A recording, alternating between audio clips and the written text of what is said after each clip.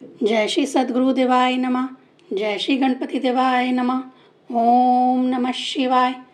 रुद्र संहिता युद्ध खंड पहला अध्याय। नारद जी बोले, हे प्रभु, आप हमें शिव जी का वह चरित्र सुनाने की कृपा करें जिसमें उन्होंने दुष्ट दानवों का वध किया है। तब ब्रह्मा जी बोले, एक समय व्यास जी ने यही बात सनत कुमार जी से पूछी थी, वही कथा मैं तुमसे कहता हूँ। सनत कुमार जी बोले, हे महान विद्वान व्यास जी, अब तुम भगवान शंकर जी के उस शुभ चरित्र का श्रवण करो जिसमें उन्होंने एक ही बाण से असुरों को भस्म कर दिया था। शिव पुत्र स्कंद द्वारा तारकासुर की मृत्यु पर उनके 3 दैत्य पुत्र पृथ्वी पर तप करने लगे। उनमें तारा का बड़ा, विद्युत मालिन मध्यम तथा कमलाक्ष सबसे छोटा था। यह तीनों समान बली, दृढ़ चित्त, महावीर और देवद्रोही थे।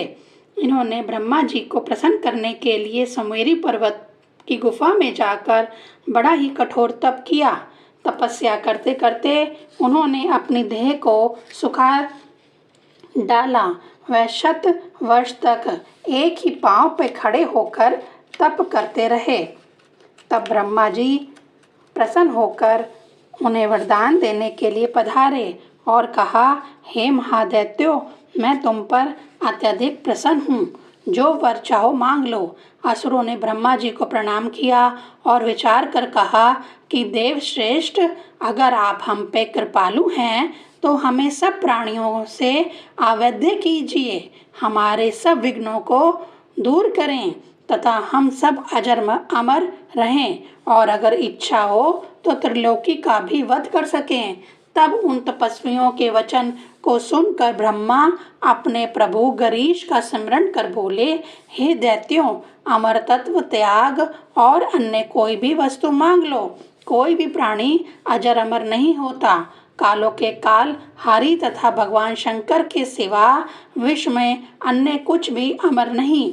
अतएव तुम सद्गुणों के आश्रय में आकर मृत्यु में कोई शर्त लगाकर वरदान मांग लो, तुम्हारी मनोकामना पूर्ण होगी।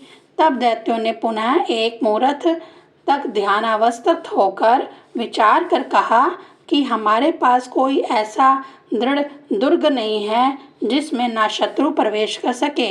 आप हमें ऐसा सुरक्षित 3 पुरों करा दीजिए, उसमें संपत्ति, धन के सुखदायक साधनों के अतिरिक्त सभी प्रकार के अस्त्र शस्त्र हों जो अजेय हों तथा कोई भी देवदानव उसे तोड़ ना सके।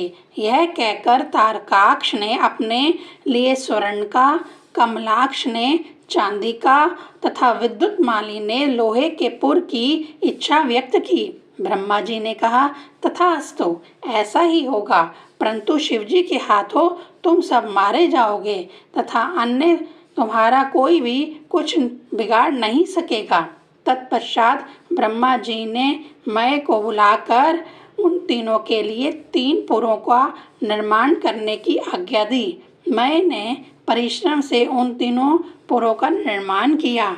एक आकाश में, एक स्वर्ग में और एक पृथ्वी में स्थित था। मैं उन तीनों पुर उन असुरों को देकर स्वयं भी उनकी इच्छा अनुसार उनके पास निवास करने लगा। इस प्रकार तारक के वह तीनों पुत्र ब्रह्मा जी के वर के प्रभाव से त्रिलोकी को नष्ट कर अपने पुरों में आराम से रहकर समस्त प्रकार के आनंद भोगने लगे। ओम नमः शिवाय।